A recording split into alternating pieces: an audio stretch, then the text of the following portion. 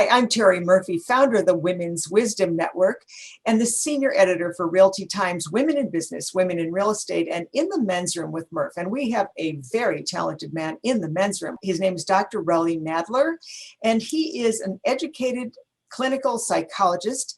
He's become the world-class executive coach specifically for emotional intelligence, and he wrote this great book, Emotional Brilliance.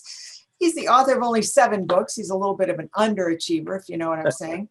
How to live a stressless and fearless life. He's written that with his co-author, Kathy Greenberg, another force to be reckoned with.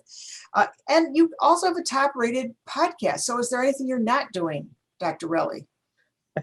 I'm probably not taking enough vacations. I don't know. You just came back from a pretty fun one, sounds like. Well, right. I was blessed to meet you through a company that chose to have you come in and consult and do work on emotional intelligence. Now, that sounds really cool. First of all, what is it? What is emotional intelligence? Yeah. So let me give you the definition that I like. Well, I'll give you 2 quick ones. One is being smart about your emotions. We all have them. They're drivers. So that's one, being smart about your emotions. The one that's a little bit more involved is understanding yourself and managing yourself. So there's a self side, and then understanding others, managing others. And under each of those 4 areas, there are key competencies that people can get better at. Different than IQ, you mentioned I'm a psychologist, different than intelligence. You really can't improve your IQ. It's a state and trait. But emotional intelligence, you can get better. So all these competencies, there's strategies, tools that you can be more emotionally intelligent. So what's the value of, so first of all, we know it's an awareness piece. Obviously, you can't improve what we're not aware of. But right. What's the value of having that specifically for in a workplace or even in your personal life? Yeah. Well, there's so much research, Terry, on it, and that's why I initially got attracted to it. A lot of the research is showing what are the top performers doing that the average performers are not doing. And what the top performers are doing are a series of these emotional intelligence competencies. So they know how to manage themselves. They know how to motivate themselves. Not only that, they have a way of connecting with others, motivating others.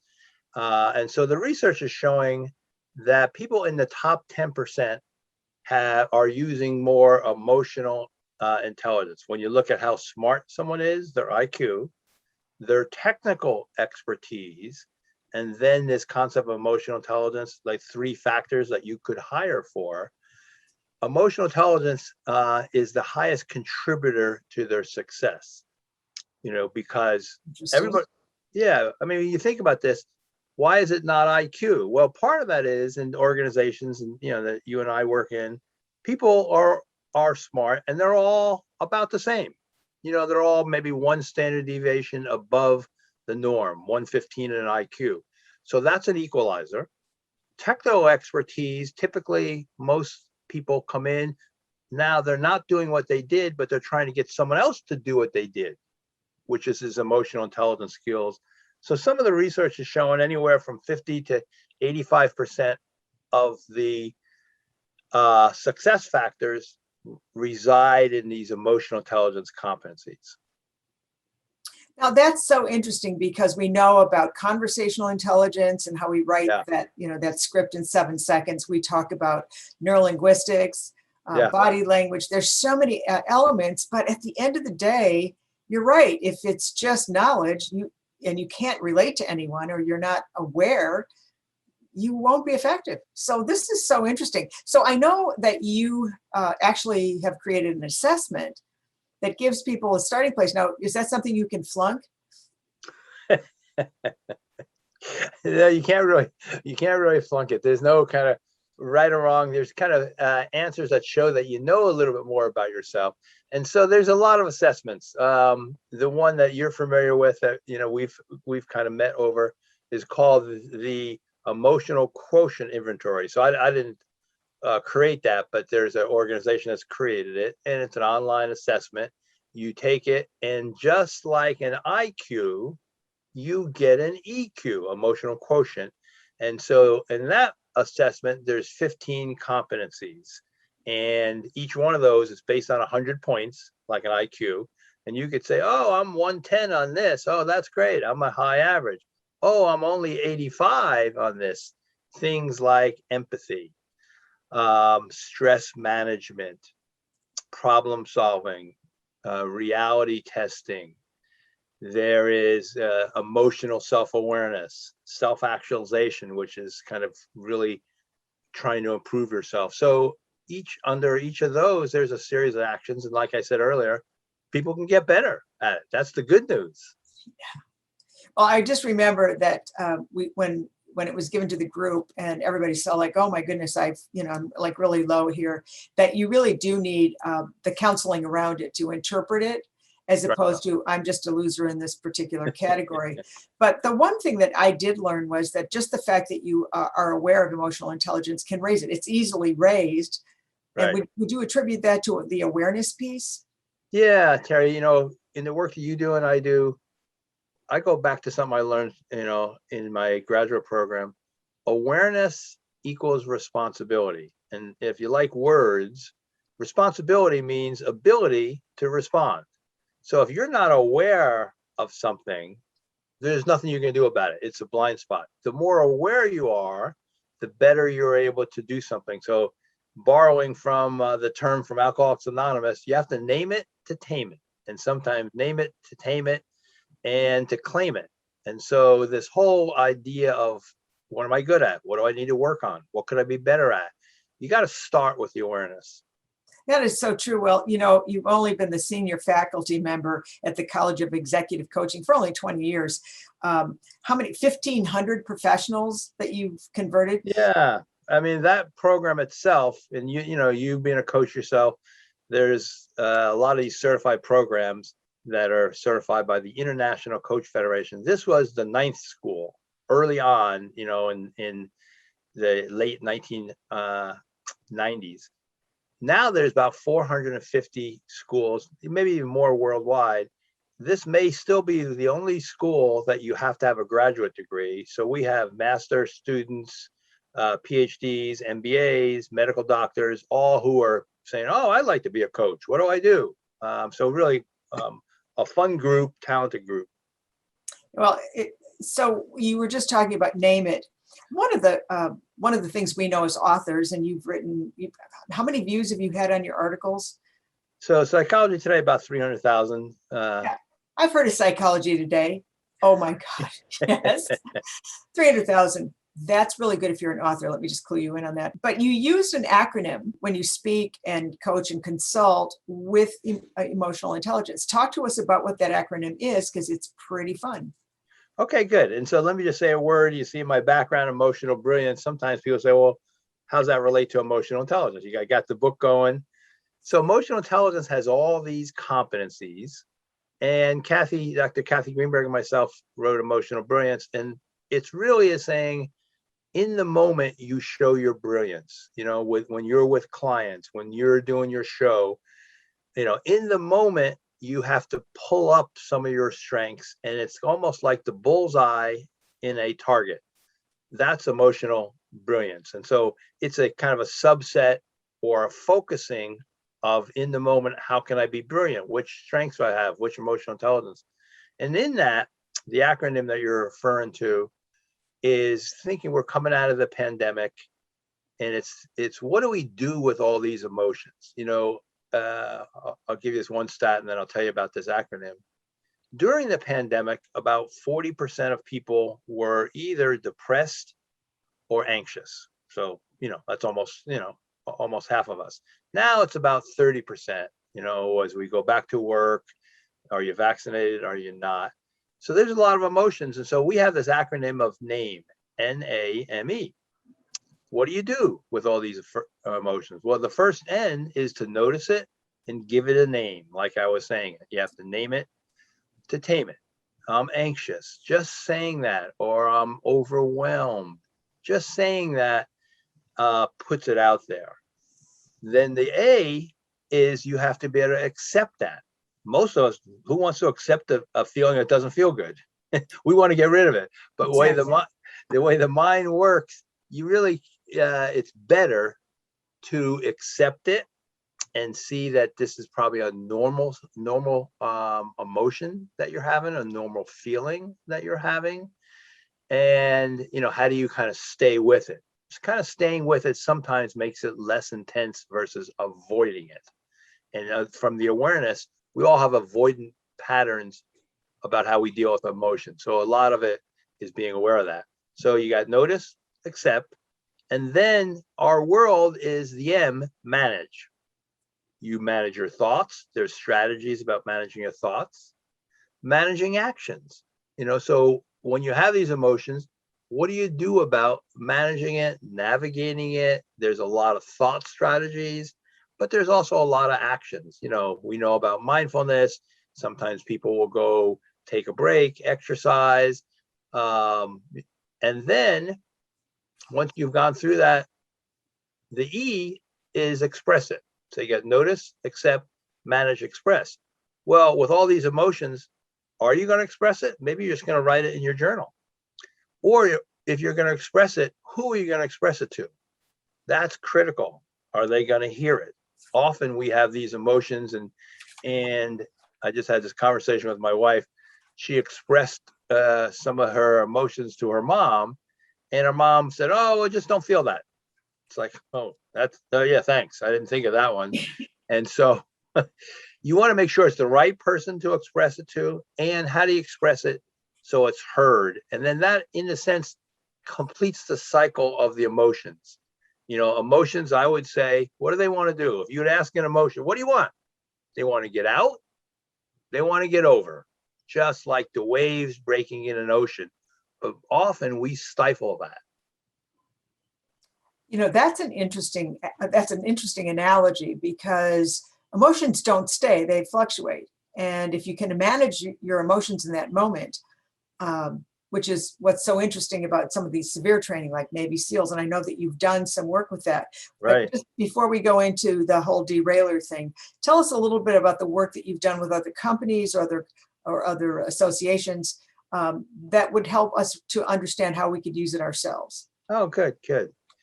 Yeah, I think this emotional intelligence got popularized in 1995 when Daniel Goleman wrote a book about it. He was a New York Times author. Now we can measure it. Where I've been focusing, Terry, really, since I first read the book, for over now 20, 25 years, what do you do about it?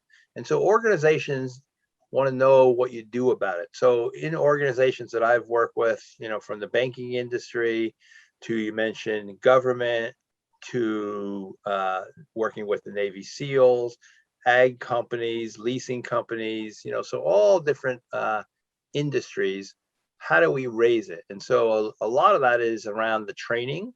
So I do a lot of training, specific topics, how we met.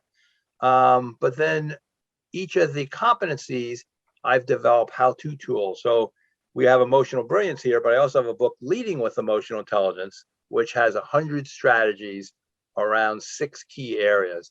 So people who use this, it could be top leaders. A lot of organizations I've been with, let's get our top leaders who are already really good. How do we get them into the top 10%? Like I mentioned around the research, who doesn't want to be in the top 10%? And then I'm able to say, well, let me tell you some of the ways to do it. And it's not just me. Here's the data. Here's the research. And so it's these competencies. And not only what's the competency, like confidence, for example. Well, I wish I could be more confident. Okay, well, what do you do? And in the coaching, there's tools, there's steps. I want to develop my team more. I have a team around me. Oh, okay, well, what do you do? So those are the how-to things that I'm really excited about in the work that I bring to the different types of clients. Well, you're being pretty humble here, because you've done work with Anheuser-Busch, which a lot of people know, BMW, Baxter Healthcare, Coca-Cola. Oh yeah, we've heard of them. Yeah. DreamWorks Animation. I was particularly impressed, of course, with the defense. Yeah. You've been with the U.S. Navy, and of course, FedEx. I know Fred, so thankfully he was smart enough to get you guys involved in that. But you talked about, we're addressing businesses, and businesses have teams, whether they're official or not. And then that teamwork, of course, you did a whole story about what employees actually want. And you know, it makes sense. You know, they are exciting work. They want challenge. They want to be respected, appreciated, and whatever. But then you talk about a derailer as a behavior. Tell us what that means, because you actually have a derailer detection. Yeah, and it's called the derailer detector. So you can get some of this information at www.EmotionalBrilliance.com. I also have some of this on my personal website, which is drrellynadler.com. So what's a derailer? Well, we're on the track or rail towards success. What kicks us off the track? And it's a derailer. And often this derailer detector is a compendium of things that I've researched about what gets someone off the track. And we know this, but when you can name it, like we said. So one of them, because of the other areas that I've done a lot of work with, is physicians. And so physicians who are about ready to get fired often are very high IQ, but the emotional quotient may be just average or low. Smartest person in the room is a derailer. And so just as an example, when we work with physicians, they've always been the smartest person in the room since elementary school. They've been in the top 2%.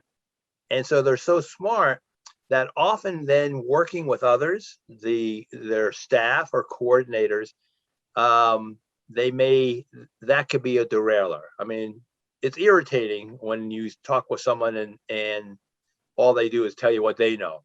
So that's a derailer. I'll give you a couple other ones. One of the more frequent ones and quickest ones someone derails: lack of impulse control.